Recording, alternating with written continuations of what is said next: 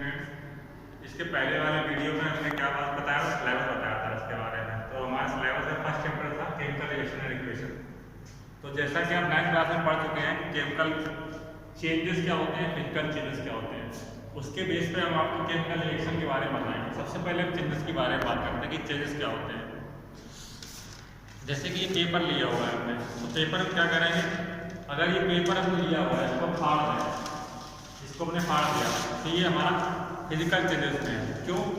क्योंकि ये जो पेज है ये फिर से किसी भी प्रकार से अटैच हो सकता है, टेप वगैरह से, गम वगैरह से। जबकि अगर इसी को हम फिजिकल चेंज, केमिकल चेंज में क्या करेंगे, किसी पेपर है इसको हमने बंद कर दिया है, इसको हमने क्या कर दिया है, बंद कर दिया है, इसको हमने बंद कर दिया है। तो इसमें हमें क्या मिलेगा,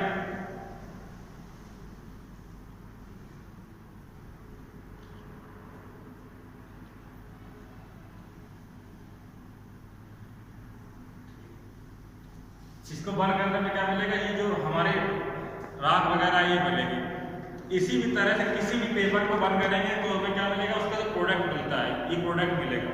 ये इससे हम पेपर द्वारा नहीं बना सकते, इसलिए हमारा केमिकल चेंजेस है। ऐसे ही हम बात करेंगे यहाँ पर जो हमारे पास में है, ये जो वुड है, ये लकड़ी है या पेपर है, ये सब जो है कार्बन से मिल के बना होता है। जब किसी को बर्न किया जाता है, बर्न करने का मतलब है, केमिस्ट्री में क्या बताएंगे, उस पर रिएक्शन कराई जा रही है। और रिएक्शन किस तरह से कराई जा रही है, इसका मतलब उसने ऑक्सीजन से रिएक्शन किया हुआ है। क्योंकि जो बर्न पेपर जो बर्न होता है वो केवल ऑक्सीजन की प्रेजेंस में होता है। अब ऑक्सीजन की प्रेजेंस में कैसे होता है, इसका आप एक्सपेरिमेंट घर में कर सकते हैं। कोई भी कैंडल लेंगे, अगर उसको जला दिया है तो वो खुले में रखी हुई है तो जलेगी, लेकिन अगर इसको हम ग्लास से ढक दें तो कुछ समय के बाद ये बुझ जाएगी। इसका मतलब है जो कोई भी बर्निंग प्रोसेस है वो ऑक्सीजन की प्रेजेंस में होती है। तो हमने बताया कि जो भी सब चीजें हैं वो मेनली कार्बन से मिलकर बनी होती है। ऑक्सीजन, या सभी लोगों ने पढ़ा होगा, ऑक्सीजन जो है ये एटम के फॉर्म में वो होता है, लेकिन जो नेचर में है ये ऑक्सीजन O2 के फॉर्म में एग्जिस्ट करता है, मॉलिक्यूल के फॉर्म में एग्जिस्ट करता है। सिंस ये कार्बन से अगर कार्बन को जलाया जा रहा है तो हमें क्या मिल रहा है, CO2 गैस मिलती है।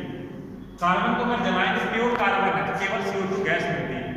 जबकि हम किसी फ्यूल को जलाते हैं, फ्यूल जो है हमारा मेनली किससे मिलकर बना होता है, कार्बन से और हाइड्रोजन से। ये इसमें क्या मिलेगा, वो बर्न किया गया है। बर्निंग का मतलब होता है ऑक्सीजन से डायरेक्टली रिएक्शन कराना, उसके अलावा कुछ नहीं होता। जब बर्न किया गया तो C से हमेशा बनता है CO2, अगर H है तो बनेगा H2O। इसी तरह से हमारे पास अगर मैग्नीशियम रिबन है वो किसी का बल्ब से मिलकर बना है। अगर मैग्नीशियम रिबन बोला है तो मैग्नीशियम से मिलकर बना है। अगर इसको बर्न किया जाएगा तो जो जिस भी एलिमेंट को बर्न किया जाता है उसी एलिमेंट का ऑक्साइड बनता है। जिस तरह से कार्बन एलिमेंट को बर्न किया गया था तो इसको CO2 मिल रहा था, कार्बन डाइऑक्साइड। उसी तरह से अगर Mg को बर्न करेंगे तो उसमें क्या मिलेगा, MgO मिलेगा। तो ये हमारी इसको हुआ क्या, जो पेपर को बर्न किया ये हमारे केमिकल चेंजेस है। जो केमिकल चेंज है इसको हमने क्या लिखा, ये हमने इक्वेशन में लिख दिया। इसको हम इससे लिख सकते थे, जो रिबन था हमने उसको लिख दिया मैग्नीशियम प्लस ऑक्सीजन, ये हमारा बन गया मैग्नीशियम ऑक्साइड। जो केमिकल चेंज है उसको वर्ड में लिखना ही हमारा क्या है, इक्वेशन है। वर्ड में लिख दिया हमारा, तो ये हमारी केमिकल इक्वेशन है। अगर इसको हम इसके सिंबल्स में लिखते हैं, जिस तरह से मैग्नीशियम का सिंबल होता है Mg, ऑक्सीजन जब रिएक्शन करता है उसका सिंबल होता है O2, जो बना हमारा तो मैग्नीशियम ऑक्साइड है, इसका जो सिंबल होता है, फॉर्मूला होता है वो होता है MgO। अगर उसको सिंबल से या उसके फॉर्मूले में लिखना तो उसको बोला जाता है इक्वेशन बोला जाता है। इसको इक्वेशन को हम वर्ड इक्वेशन में बोलते हैं। तो मेनली हमें इसमें क्या पता चलता है कि केमिकल रिएक्शन क्या होती है। केमिकल रिएक्शन उसी में होती है जो केमिकल चेंज होता है, जैसे खाना का पकना, कुकिंग ऑफ फूड, खाना बनाना, डाइजेशन ऑफ फूड, इसमें भी क्या हो रहा है, केमिकल चेंजेस हो रहा है। इसीलिए इसमें कोई ना कोई केमिकल रिएक्शन हो रही है। तो जो केमिकल रिएक्शन उन्हीं में होती है जिसमें केमिकल चेंजेस होता है। तो केमिकल चेंजेस किस टाइप से हो रहा है तो उसको एक्सप्रेस करना है, ये हमारा क्या होता है, केमिकल रिएक्शन। अगर सो वर्ड इक्वेशन क्या होती है, जो भी केमिकल रिएक्शन लिखी गई है उसको उसके फॉर्मूले में एक्सप्रेस करना या सिंबल्स में एक्सप्रेस करना, ये हमारी केमिकल इक्वेशन है। तो इसमें बनता क्या है, ये हमें सारे जो प्रोसेस है सारे बर्निंग वाले एग्जाम्पल बताए हैं। बर्निंग का मतलब सीधा सा होता है ऑक्सीजन से रिएक्शन करना। क्या चीज बनती है, जो एलिमेंट रिएक्शन कर रहा है उसका ऑक्साइड बनता है। जिस तरह से इसने बताया कार्बन है, कार्बन अगर ऑक्सीजन से रिएक्शन कर रहा है तो कार्बन डाइऑक्साइड बन रहा है। मैग्नीशियम अगर है तो मैग्नीशियम इससे रिएक्शन कर रहा है ऑक्सीजन से, तो क्या बन रहा है, मैग्नीशियम ऑक्साइड। जो यहाँ बन रहा है ये दो टाइप की चीज बनता है, या तो एयर के साथ वेपराइज हो जाएगा या कुछ हमारे साथ रेसिड्यू बचेगा। जैसा कि अभी मैंने बताया पेपर को जलाया तो उसमें कुछ राख टाइप की मिली थी, तो वो हमारा जो था रेसिड्यू था। जैसे मैग्नीशियम को बर्न करेंगे इसी तरह से सेम प्रोसेस है, मैग्नीशियम का रिबन होता है, उसको जब हम बर्न करेंगे तो क्या मैग्नीशियम ऑक्साइड बनेगा, ये पाउडर फॉर्म में मिलेगा। पाउडर फॉर्म में क्योंकि रिबन को है ये कंप्लीटली बर्न हो गया, ये पाउडर फॉर्म में होगा। तो ये हमारी क्या होगी, केमिकल इक्वेशन होगी।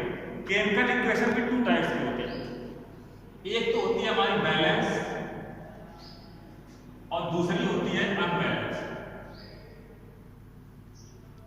बैलेंस और अनबैलेंस में मतलब क्या है, जैसे एग्जांपल लेते हैं, ये वाला ये रिएक्शन लिखी हुई है हमारी, यहाँ पर मैग्नीशियम जो है एलिमेंट केवल एक है, वन, इसके आगे कुछ नहीं लिखा हुआ इसलिए वन है। यहाँ पर ये मैग्नीशियम ऑक्साइड लिखा हुआ MgO, Mg केवल वन है, जबकि यहाँ पर ऑक्सीजन के कितने मॉलिक्यूल हैं, 2, यहाँ पर भी ऑक्सीजन है 1, तो ये बैलेंस नहीं है। तो बैलेंस क्या होगा, बैलेंस कैसे डिफाइन करेंगे, जब दोनों side number of elements equal होंगे उसको बोलेंगे balance. Number of elements both side equal नहीं होते तो उसको बोलते हैं अनबैलेंस। तो अनबैलेंस क्या होगा, यहाँ पे नंबर ऑफ एलिमेंट्स जो है ऑन बोथ साइड इक्वल नहीं होते तो उसको बोलते हैं अनबैलेंस। अगर नंबर ऑफ एलिमेंट्स इक्वल होते हैं दोनों साइड तो उसको बोलते हैं बैलेंस।